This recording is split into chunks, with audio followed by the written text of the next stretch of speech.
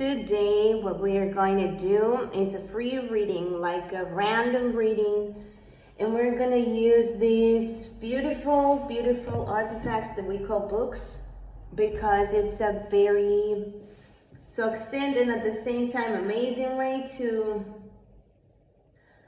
answer any sort of question that you may have in your mind.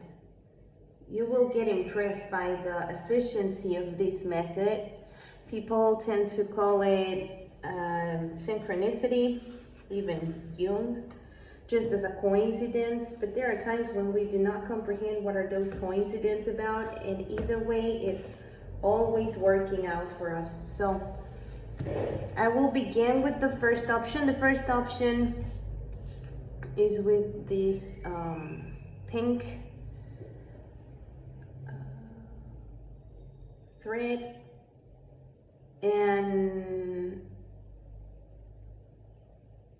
the second option is the haircomb, the red coral haircomb. By the way, I designed this, I do this. Either way, the first book is the red book, the Liber Novus of Carl Jung, and the second one is the perfume, as you know, from Patrick Susskind, or so. I don't know how you pronounce it. At this time, we're gonna take tarot to consider it as the option to take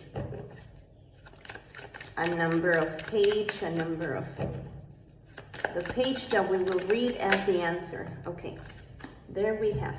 We have 18 plus 7. So that will be 25. That's the page 25 for the first one.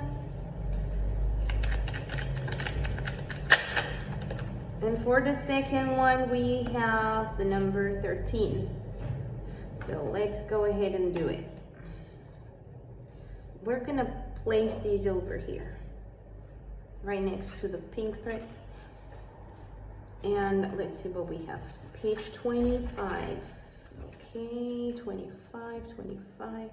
So focus on your question. Somehow when you're concentrating on it, try to think as well that whatever I'm reading here is related to an answer, a sort of answer, a random answer that actually is very accurate at the very end, because it turns to be specifically what you were thinking about, or specifically a way to answer you. So here it says, there's a blue sky like the sea, covered not by clouds, but by flat brown clods of earth. It looked as if the clouds were breaking apart and the blue water of the sea were becoming visible between them. But the water was the blue sky. Suddenly there appeared from the right a winged being sailing across the sky. I saw that it was an old man with the horns of a bull. He held a bunch of 4 keys, one of which he clutched as if he were about to open a lock. He had the wings of the kingfisher with its characteristic colors. Since I did not understand this dream image, I painted it in order to impress it upon my memory. While he was painting this image, he found a dead kingfisher, which is very rarely found in the vicinity of Zurich, in his garden by the lake shore. The date of this dream is not clear. The figure of Philemon first appears in the Black Books of January 27th, 1914, but without kingfisher wings. To Jung, Philemon represented superior insight and was like a guru to him. He would converse with him in the garden. He recalled that Philemon evolved out of the figure of Elijah, who had previously appeared in his fantasies. Philemon was a pagan and brought with him an Egypto-Hellenic atmosphere with a Gnostic coloration. It was he who taught me psychic objectivity, the reality of psyche. Through the conversations with Philemon, the distinction was clarified between myself and the object of my thought. Psychologically, Philemon represented superior insight. On April 20, Jung resigned as president of the International Psychoanalytical Association. On April 30th, he resigned as a lecturer in the medical faculty of the University of Zurich. He recalled that he felt that he was in an exposed position at the university. I will continue just because there's an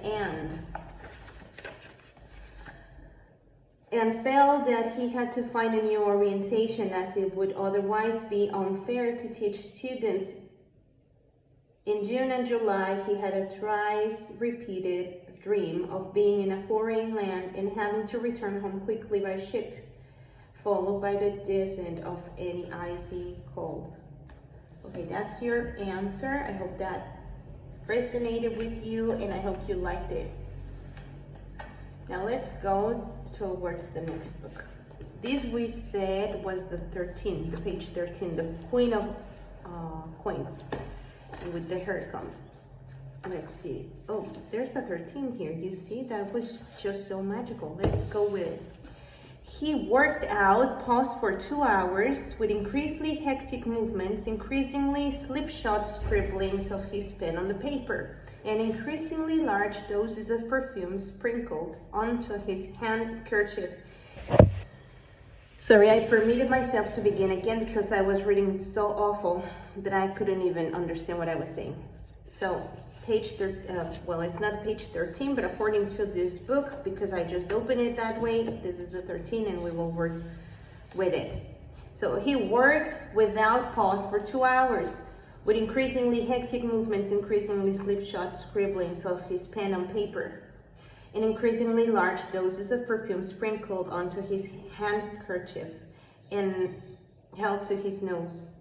He could hardly smell anything now. The volatile substances he was inhaling had long since drugged him. He could no longer recognize what he thought had been established beyond doubt at the start of his analysis. He knew that it was pointless to continue smelling. He would never ascertain the ingredients of his new flangle perfume.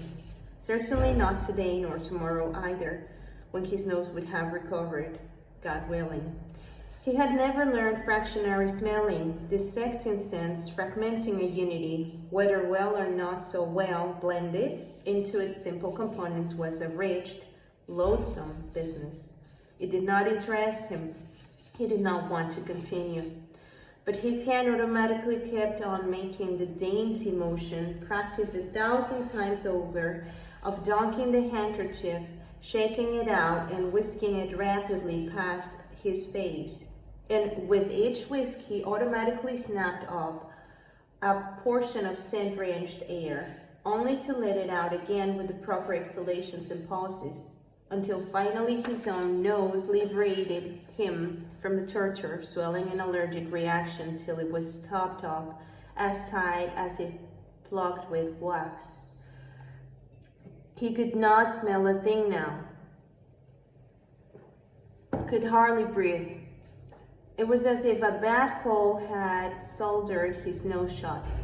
Little tears gathered in the corners of his eyes. Thank God in heaven, now he could quit in good conscience. He had done his duty to the best of his abilities according to all the rules of the art, and was as so often before defeated. Alter pose nemo obligatur. Closing time.